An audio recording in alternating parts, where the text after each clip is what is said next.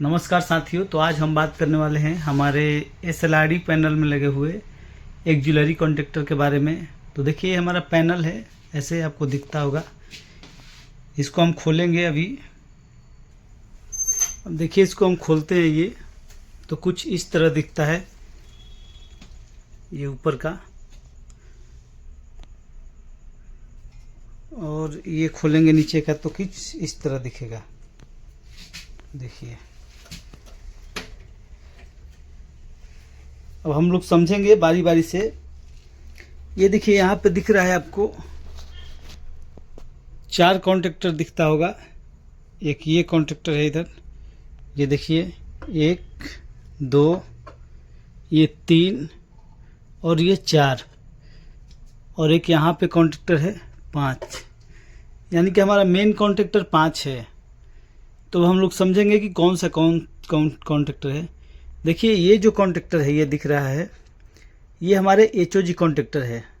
ये HOG contactor ये है A और ये है HOG कॉन्टेक्टर B। इस पे स्टिकर लगा है, ये गलत लग गया है, ये B का लगा है जबकि ये A है। तो ये जो ऑपरेट होता है तो ये कितने पे होता है, ये 415 वोल्ट पे ऑपरेट होता है। ये भी 415 वोल्ट पे ऑपरेट होता है। बाकी जो कॉन्टेक्टर लगे हैं ये फीडर कॉन्टेक्टर A है और ये फीडर कॉन्टेक्टर B है। ये होता है 110 वोल्ट DC पर ऑपरेट। ये फीडर कॉन्टेक्टर 110 वोल्ट DC पे होता है, ये वाला, और ये भी 110 वोल्ट DC पे होता है। बाकी आपको ध्यान रखना है कि ये जो HOG कॉन्टेक्टर है दोनों, ये और ये 415 वोल्ट AC पे होता है ऑपरेट। अब यहाँ पे ये ऊपर है, ये देखिए K02 लिखा है, ये हमारा बस कपलर है। ये भी 110 DC पे ऑपरेट होता है, 110 वोल्ट DC पे ऑपरेट होता है। आगे बात करेंगे ऊपर में, इधर देखते हैं।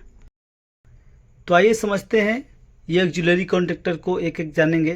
पहले यहाँ से स्टार्ट करते हैं। ये जो है ये लिखा है S2K08 और यहाँ पे S2K09, यानी कि ये जो दोनों कॉन्टेक्टर है ये हमारा HOG के सर्किट में लगा हुआ रहता है। जब हमारा HOG ऑन होता है तो ये दोनों कॉन्टेक्टर ऑफ होना चाहिए, तभी हमारा HOG सप्लाई आएगा। अगर ये ऑन रहेगा तो हमारे HOG को सप्लाई नहीं जा पाएगा।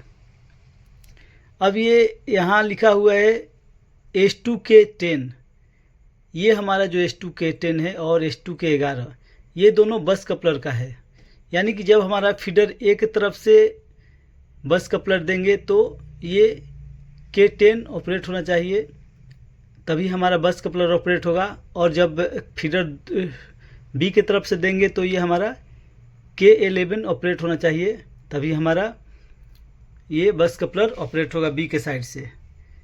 अब ये जो है S2K12 और S2K13, ये जो हमारा दोनों है, ये हमारा दोनों फीडर कॉन्टेक्टर है। ये फीडर 1 के लिए, ये फीडर 2 के लिए। इसके बाद यहाँ पे आते हैं, ये देखिए लिखा है S2K14, ये ओक्टा कपलर है। ये हमारा सेफ्टी लूप के लिए रहता है। ये इसके साथ SK215 जो है सेफ्टी लूप कॉन्टेक्टर, इसके साथ इसका रिलेटेड रहता है ये। तो ये इसके साथ क्या होता है, संबंध रखता है। अब ये है S2K16, ये फीडर ओवरलोड रिले का है। यहाँ पे ये देखते हैं, ये जो है ये 17 है, SK2K17, ये भी ओक्टा कपलर है। ये इसके साथ रहता है S2K18 के साथ, ये B साइड से है। अब यहाँ आते हैं, ये जो 19 लिखा है यहाँ पे देखिए, इसका स्टिकर हट गया है। S2K19, ये जो है ये भी हमारा FOL feeder overload relay B का है, जो कि इधर दिया हुआ है। देखिए ये फीडर ओवरलोड रिले है और ये है FEL feeder earth leakage relay. अब ये 21 नंबर है और ये 22 नंबर। तो ये किसका है, ये 21 नंबर है, ये जो भी मैं दिखाया, ये A साइड से फीडर अर्थ लीकेज रिले का है, और ये 22 नंबर है B साइड से फीडर अर्थ लीकेज रिले का, इसका ये 22 नंबर है feeder earth leakage relay B का, और 21 नंबर है ये feeder earth leakage relay A का। अब देखिए यहाँ पे है S2KRA लिखा हुआ है, ये यहाँ पे ए और बी। ये जो हमारा RA कॉन्ट्रैक्टर है ये HOG B की तरफ से, और ये HOG A की तरफ से ये है, और ये है HOG B की तरफ से। ये दोनों RA कॉन्ट्रैक्टर है। ये 19 के बाद अब 20 का बात करेंगे तो 20 इधर है, देखिए यहाँ पे ये 24 वोल्ट DC सप्लाई का है। ये अब समझ गए, ये 24 वोल्ट DC सप्लाई का है। आगे देखते हैं। अब ये जो कॉन्ट्रैक्टर है ये Q25, ये हुटर कॉन्ट्रैक्टर का है जब अलार्म बजता है, और ये है रीसेट का। जब हम लोग बाहर से रीसेट करते हैं तो ये ऑन होता है तो रीसेट हो जाता है। उसके बाद जब इधर आते हैं तो ये देखिए ये लिखा है S2HK1। ये जो हमारा HOG इनेबल का जो आता है, जब हम लोग UIC कपड़ा लगाते हैं, जब HOG चालू करते हैं तो ये सप्लाई जो है ये HOG इनेबल ए साइड से है। ये जो है ये देखिए ये इसे निकल गया है, तो ये HOG इनेबल का है ए का, और ये S2HK2 लिखा है, ये HOG B इनेबल का है। जो हम लोग UIC निकालते हैं बाहर जो इंडिकेशन हमारा दिखता है HOG का, तो ये इससे आता है और ये इससे आता है। उसके बाद ये हमारा और कॉन्ट्रैक्टर, हाँ ये देखिए ये K49 कॉन्ट्रैक्टर है। ये हमारा 110 वोल्ट सप्लाई पे ऑपरेट होता है, और ये हमारे इसके थ्रू हमारे पैनल में 110 सप्लाई आता है। उसके बगल में एक कॉन्ट्रैक्टर लगा है, ये देखिए KEM लिखा है, KEM। इसका मतलब होता है ये कॉन्ट्रैक्टर इमरजेंसी का है, इमरजेंसी लाइटिंग का। ये भी 110 वोल्ट पे सप्लाई पे ऑपरेट होता है। देखिए इधर लिखा है 110 यहाँ पे, और ये भी देखिए ये 110 यहाँ पे भी लिखा है। इसके थ्रू सप्लाई पास होकर इसमें आता है। तो इस तरह हमारे कोच में ये ऑक्सिलरी कॉन्ट्रैक्टर लगे हुए हैं।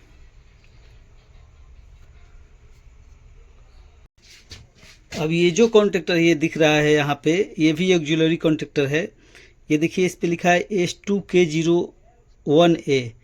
तो ये जो हमारा कॉन्ट्रैक्टर है ये हमारा फीडर कॉन्ट्रैक्टर का है, इसका ऑक्सिलरी कॉन्ट्रैक्टर है। यहाँ पे देखिए ये जो कॉन्ट्रैक्टर लगा है नीचे, इसका ये ऑक्सिलरी कॉन्ट्रैक्टर है। ये समझ गए। नीचे में ये देखते हैं ये दो कॉन्ट्रैक्टर लगा है।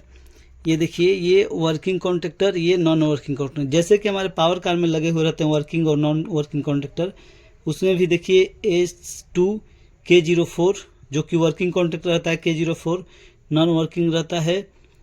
S2K05 उसमें भी पावर कार में भी K05 कॉन्ट्रैक्टर लगा रहता है। तो ये हमारा फीडर ए साइड से है मतलब। और इधर ये देखेंगे यहाँ पर लिखा है K06, ये देखिए K06 लिखा है, ये भी वर्किंग कॉन्ट्रैक्टर है। और ये है K07, ये नॉन वर्किंग कॉन्ट्रैक्टर है। यानी कि ये बी साइड से वर्किंग, नॉन वर्किंग, और ये ए साइड से वर्किंग और ये नॉन वर्किंग। अब ऊपर में आते हैं, ये देखते हैं तो ये देखिए दो कॉन्ट्रैक्टर है यहाँ पे, ये ऑक्सिलरी कॉन्ट्रैक्टर।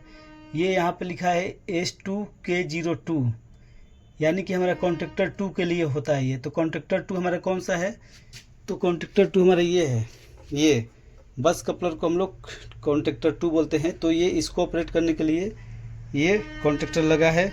और ये K03 के लिए है, यानी कि फीडर कॉन्ट्रैक्टर 3 के लिए है, यानी 3 बोले तो बी के लिए। ये जो फीडर कॉन्ट्रैक्टर हमारा बी है, देखिए यहाँ भी 3 लिखा है, ये इसको ऑपरेट करने के लिए ये लगा है ऑक्सिलरी कॉन्ट्रैक्टर।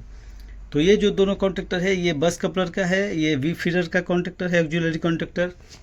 और इधर जो है ये हमारा फीडर ए के लिए ऑक्सिलरी कॉन्ट्रैक्टर है। नीचे में देखते हैं तो ये हमारा वर्किंग कॉन्ट्रैक्टर है, ये नॉन वर्किंग कॉन्ट्रैक्टर है। इधर बात करते हैं तो दूसरे साइड लगा हुआ है, ये भी नॉन वर्किंग कॉन्ट्रैक्टर है, ये वर्किंग कॉन्ट्रैक्टर है। और ये सामने देखते हैं तो ये फीडर ए का वर्किंग कॉन्ट्रैक्टर है, ये फीडर ए है, ये HOG ए है, ये HOG बी है, और ये फीडर कॉन्ट्रैक्टर बी है। इस तरह हम देखें पूरी तरह पूरे अपने पैनल के बारे में जाने, रिव्यू जाने कॉन्ट्रैक्टर के बारे में। इधर तो मैं बता ही चुका हूँ, ये सामने का तो इस तरह पूरा काम करता है। अब ये देखिए, ये DC टू DC कन्वर्टर है, इसके बारे में थोड़ा मैं बता देता हूँ। देखिए ये क्या करता है, इसका काम क्या है, ये DC से ही DC को कन्वर्ट करता है, यानी कि 110 वोल्ट DC लेता है। ये देखिए लिखा है यहाँ पे 110 वोल्ट DC, IP मतलब इनपुट, इसमें भी इनपुट, और ये 24 वोल्ट आउटपुट देता है। देखिए यहाँ पे सामने दिख रहा होगा, ये 24 वोल्ट आउटपुट लिखा है, यानी कि 110 वोल्ट DC से ये क्या करता है, 24 वोल्ट में कन्वर्ट करता है। तो ये कन्वर्टर है। दोस्तों आप लोग समझ गए कि किस तरह कॉन्ट्रैक्टर हमारा काम करता है। अगर ये हमारा वीडियो अच्छा लगा हो तो चैनल को लाइक करें, सब्सक्राइब करें और कमेंट में बताएं। मिलते हैं फिर अगले वीडियो में, तब तक के लिए जय हिंद।